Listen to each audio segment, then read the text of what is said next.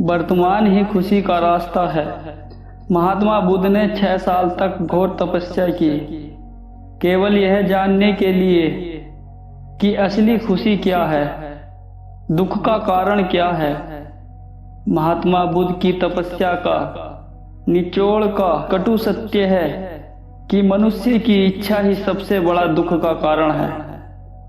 मनुष्य अपने भविष्य और भूत की घटनाओं की कल्पना में ही जीता है, जबकि उसको वर्तमान की उपलब्धि की खुशी माननी चाहिए। मनुष्य का सबसे बड़ा शत्रु क्रोध है।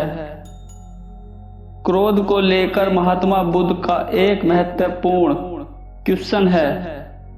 मनुष्य कभी अपने क्रोध के कारण से दंडित नहीं होता, बल्कि वह अपने क्रोध से ही दंडित हो जाता है। हम किसी पर क्रोध करके किसी और का नहीं बल्कि खुद का ही नुकसान कर लेते हैं।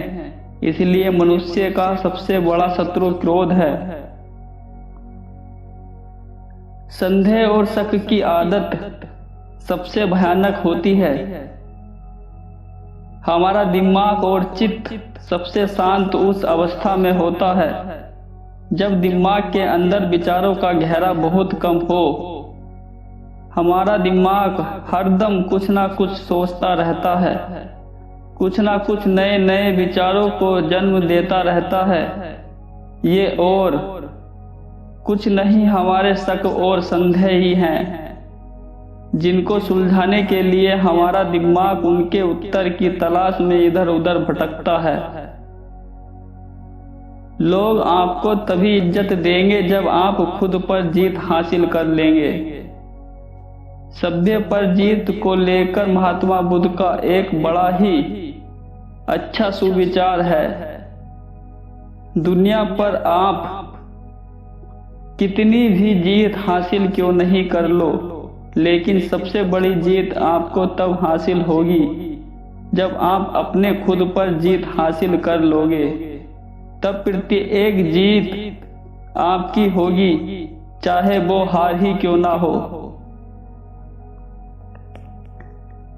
सूर्य, चंद्र और सत्य कभी छुप नहीं सकते।